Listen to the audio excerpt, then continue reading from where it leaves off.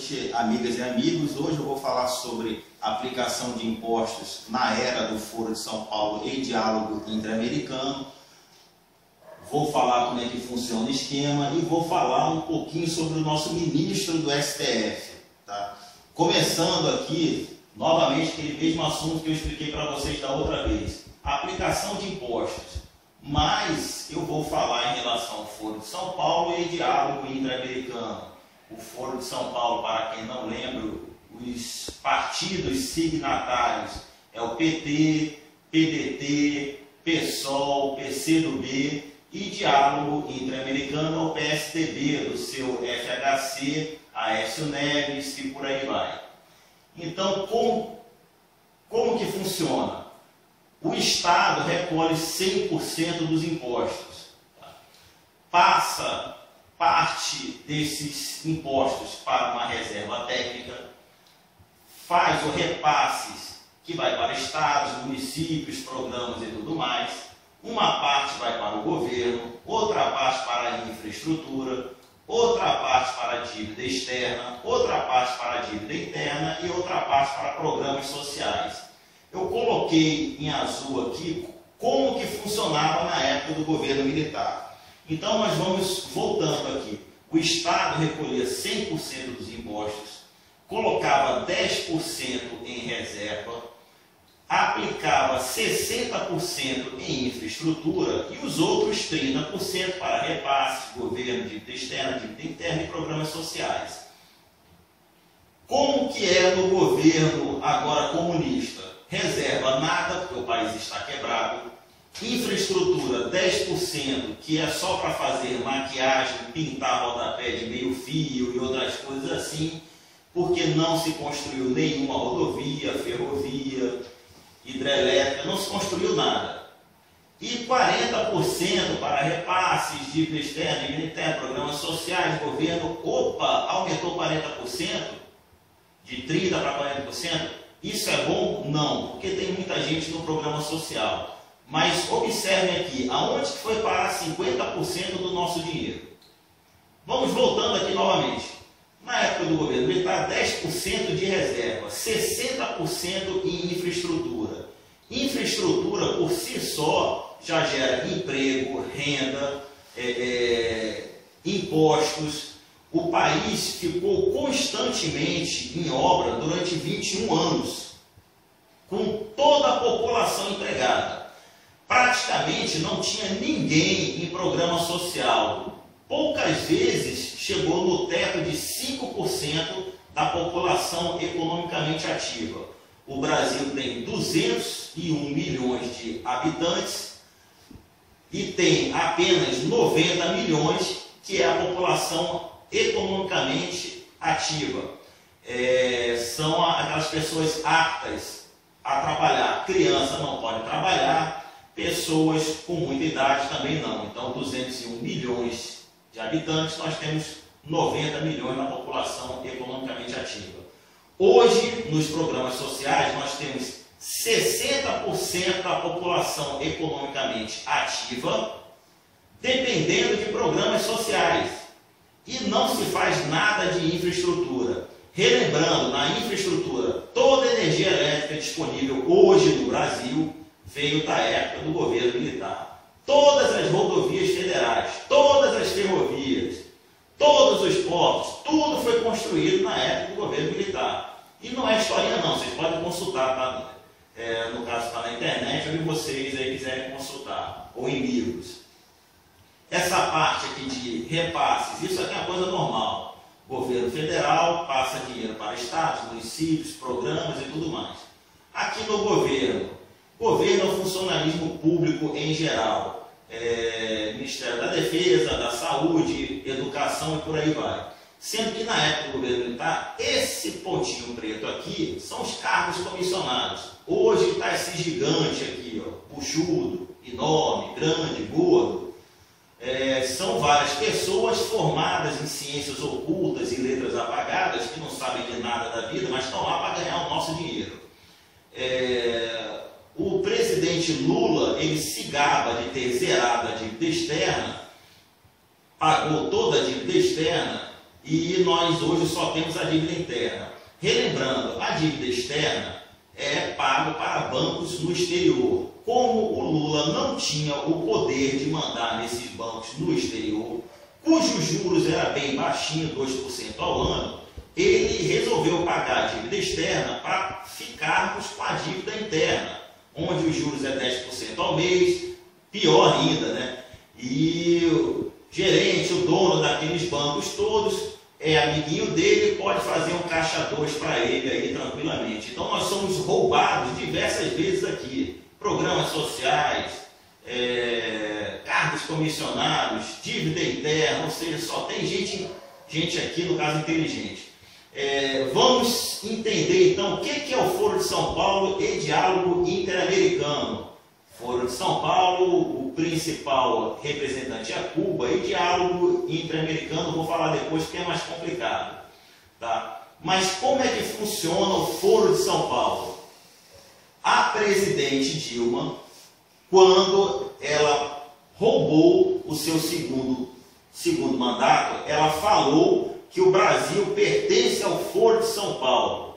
Gente, ninguém votou em Foro de São Paulo. Não estava na urna eletrônica, que não existe também, que ela é uma fraude, não estava na urna eletrônica Foro de São Paulo. Como é que funciona o Foro de São Paulo? Vamos ver como eles são bonzinhos com o Brasil. Lembra dos 50% do PIB que sumiu? Olha ele aqui, ó. Brasil contribui com 50% do PIB. É mais ou menos por aí. Se não fazem infraestrutura, esse 50% tem que estar em algum lugar.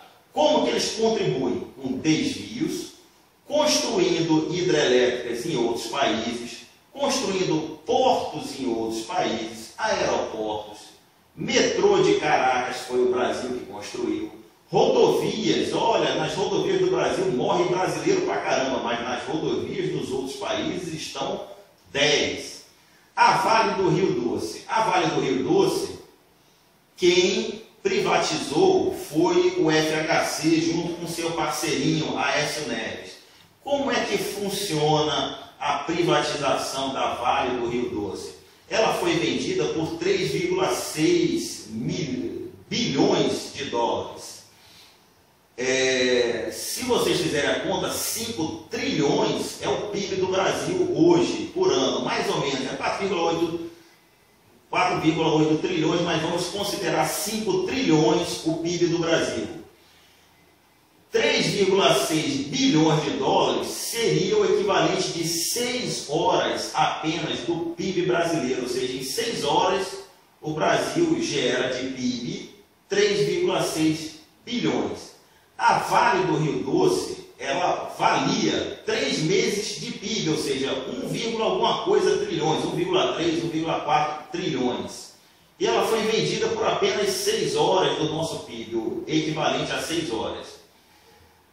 Para não ser pior ainda, também foi vendida a administração dela, ou seja, os valores do minério. Quem nos paga é quem comprou, que é esse parceiro aqui de Cuba também, que um outro dia eu vou falar para vocês, mas é Estados Unidos, Fundação Ford, e por aí vai. Ou seja, se para gerar 1 quilo de minério, se gasta R$6, mas você vende por R$100, a administradora estrangeira vai passar para o Brasil apenas R$6 e vai ficar com um lucro de R$94. É assim que funciona, passaram tudo mesmo. Se fosse vender, tudo bem, 3 meses do PIB, mas deveriam passar a administração para o Brasil. É o conceito de Estado mínimo, Estado máximo, Estado necessário. Eles não seguiram esse conceito e deixaram todos os nossos minérios da Vale do Rio Doce na mão do pessoal que comprou. Ou seja, nós somos roubados, inclusive nisso aqui. Ou seja, foi vendido para o Diálogo Interamericano, que faz parte do PSDB. Também nós construímos hospitais em outros países. Ou seja, vamos falar aqui de portos, só para vocês terem a ideia. O porto que vai ser construído no Uruguai vai fazer com que os portos do sul do Brasil, do Paraná, de Santa Catarina, de Porto Alegre, de Pelotas, nossos portos vão à falência. Por quê? Está vendo essa seta vermelha aqui? O Brasil injeta dinheiro no Foro de São Paulo. Esse dinheiro vai para diversos países, entre eles Equador, Colômbia, Venezuela. Nós construímos lá o metrô de Caracas, construímos ferrovias. Uruguai, nós estamos mandando dinheiro para lá para construir portos. Bolívia, nós deixamos toda uma instalação da Petrobras que custou algo em torno de 1,5 bilhões de dólares. Evo Morales, o presidente da Bolívia, fumou, no caso, uma maconha estragada, acordou com os ovos trocados, falou, vou tomar a Petrobras. Aí tomou, o Lula deixou tomar 1,5 bilhões do bolso do brasileiro e, de quebra, ainda deu para ele aumento do gás que nós compramos de 300% para os empresários de São Paulo e do Rio de Janeiro pagar. Nós também damos dinheiro para a Argentina. Ou seja, esses países não dão nada para o Brasil. Dão sim, Bolívia nos dá drogas, Colômbia nos dá drogas e armas, que isso entra no Brasil destruindo os nossos jovens, nossas crianças, destruindo aqui o nosso futuro. Ou seja, é uma festa onde só o Brasil se dá mal. E Cuba recebe todo esse dinheiro aqui de todo mundo. Todo mundo passa dinheiro para Cuba. Só para que vocês lembrem, o povo de Cuba, povo de Cuba, vive lascado. Quem já foi em Cuba sabe que tem uma cúpula de 5 a 6 mil pessoas que vivem muito bem. O resto do povo vive lascado, totalmente roubado. Por quê? Fidel Castro precisa do povo pobre para colocar a culpa em alguém. Falar, tá vendo, meu povo está mal porque os Estados Unidos fez um cerco onde ele não compra nada de mim e eu não posso mandar e não posso comprar nada dele. Mas Cuba nunca foi impedido de fazer comércio nem com o Brasil, nem com o Peru, nem com ninguém. Eles deixam o povo morrendo à míngua porque isso faz parte da propaganda comunista. Precisa desenhar? Não, porque já está desenhado. Tá? Sobre esse assunto aqui, é só vocês voltarem a fita aí depois e dar uma consultada melhor. Vamos falar um pouquinho sobre o nosso ministro do STF. Gente, é um dos cargos mais importantes do Brasil. É vitalício, o cara fica lá até 70, 75 anos. Ou seja, tem que ser uma pessoa extremamente importante para estar nessa função. Ele tem que ter uma experiência pública e privada muito grande. Tem que ter o notório saber. Tem que ser sabatinado pelo Senado Federal. Todo o Senado Federal vai lá entrevistar o cara. Porque, pô, esse cara é bom, vamos conversar, qual é a sua experiência profissional. E aí vai. E escolhemos o Dias Toffoli. Dias Toffoli, ele é advogado do PT. Nunca passou em concurso público. Isso prova, só por si só, que nós não temos Senado Federal. Se aprovou esta figura aqui, Dias Toffoli, nós não temos Senado Federal.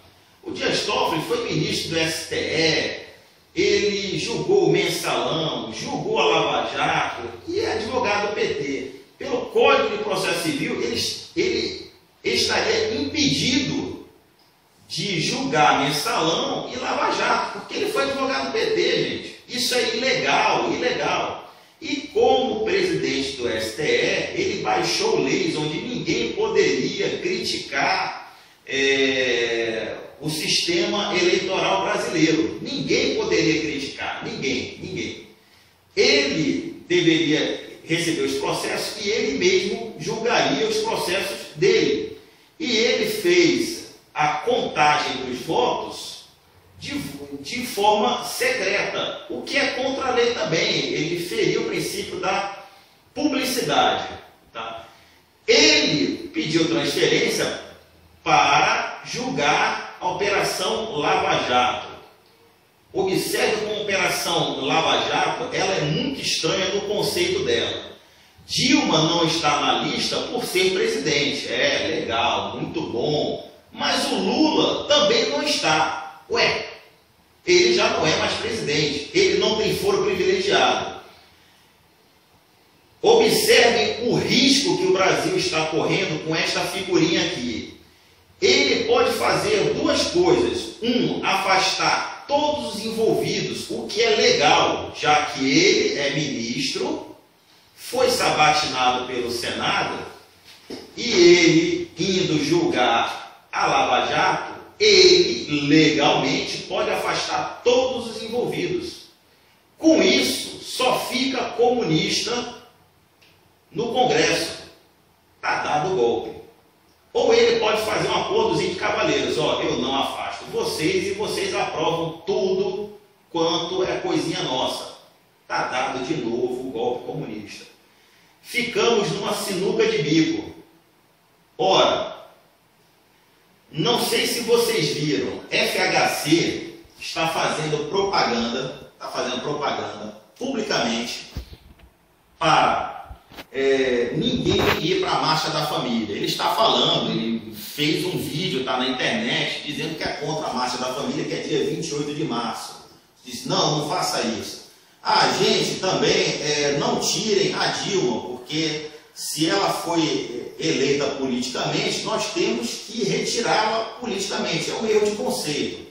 Devido à fraude eleitoral, que até os Estados Unidos está falando agora que as eleições no Brasil foi uma fraude, então é um erro no início. Se ele fala que ela foi eleita politicamente, mentira, ela não foi eleita, foi uma fraude, né?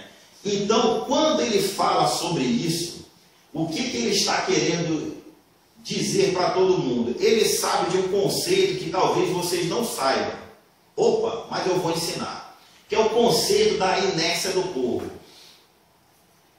É igualzinho ao conceito da física, tá? A inércia é a capacidade de um corpo permanecer parado, tirando as forças de atrito e outras coisas assim. Vamos imaginar como sendo um fusquinha e um caminhão lotado de pedra pesando toneladas. Esse conceito da inércia do povo, ela é utilizada para o controle de massas. Como, por exemplo, povos que têm uma miscigenação muito pequena, como o povo russo, é um povo muito grande, mas ele tem uma miscigenação pequena. O povo da Venezuela, o povo da Bolívia, são povos que têm uma miscigenação muito pequena. Então, independente do tamanho deles, eles têm uma inércia pequena. É como se fosse você empurrar um fusquinha. É mais fácil, não sei o quê. Então é mais fácil você controlar aquela massa com ideias simples. O povo brasileiro tem uma inércia muito grande. Nós temos uma miscigenação muito grande. Por isso o povo brasileiro é um dos povos mais bonitos do mundo. Nós cabemos aqui qualquer tom de pele, qualquer tipo de cabelo. Então a nossa inércia é muito grande. Você contar uma mentira que convença de norte a sul é mais difícil. Mas quando o povo descobre a verdade, começa a se movimentar, aí sim, é como você estivesse empurrando um caminhão enorme, muito pesado. É difícil, não sei o quê, mas quando ele começa a andar, ninguém para mais. Então, quando o povo souber da verdade e começar a caminhar e ir para as ruas para derrubar o poder, ninguém segura mais. Então, partindo desse princípio, o que ele está dizendo, FHC está dizendo? Que a manifestação de 2013, aquela que foi todo mundo em Brasília, amanhã vai ser muito maior, o pessoal rompeu a inércia, mas não tinha a informação. Não sabia que estava sendo roubado e nem sabia como estava sendo roubado. Por isso nós fazemos vídeos aqui ensinando como eles estão nos roubando e tudo mais. Dessa vez, se o povo for para as ruas, rompeu a inércia, o povo já tem a informação. Por isso, a FHC e a Aécio e os partidos políticos estão extremamente preocupados. Eles estão orientando de norte a sul do Brasil. Olha, gente, Não leva nada sobre intervenção não, porque é feio, isso aqui eles estão querendo enganar vocês. Intervenção é legítimo. Eles sabem que a partir da hora que o povo romper nessa, for para a rua, ocupar Brasília, São Paulo, que tem quase 40% do PIB brasileiro, no Rio de Janeiro, e todo mundo sabendo, pô, eu estou sendo roubado, aí já era, perdeu o Playboy, cai todo mundo, cai todo mundo. Então, qual é a legalidade e a ilegalidade de impeachment, intervenção? O que eu quero que vocês saibam é o seguinte, que intervenção vai todo mundo continuar fazendo isso aqui. Aliás, impeachment, né, melhor dizendo, impeachment vai todo mundo continuar fazendo isso aqui. O porquê disso? Porque vai sair a Dilma, vai continuar os partidos políticos, todo mundo passando a perna, tranquilamente, mas só tirou uma pessoa. Só tirou uma pessoa. A intervenção, ela só é legal em um sentido. Tá?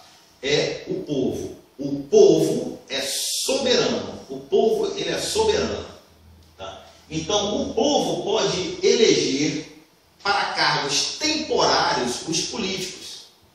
E o povo soberanamente pode decidir, não quero mais ninguém aí, eu vou demitir todo mundo. E o povo soberanamente pode fazer isso utilizando uma ferramenta. Por isso, a intervenção ela não é objetivo, ela é o meio. Qual é a ferramenta que o povo pode utilizar para resolver este problema? As suas forças armadas. No Egito, como que foi feito isso? O povo foi para as ruas em 18 dias. Foi para as ruas, aí o governo mandou a polícia dar porrada neles e nada resolveu, eles continuaram para as ruas. Aí o governo inventou de mandar black bloc para causar tumulto, para dizer que o povo estava causando tumulto. Chegaram os black bloc lá, a polícia prendeu todo mundo, acabaram os black bloc, porque não tem estoque de black bloc em tudo quanto é canto.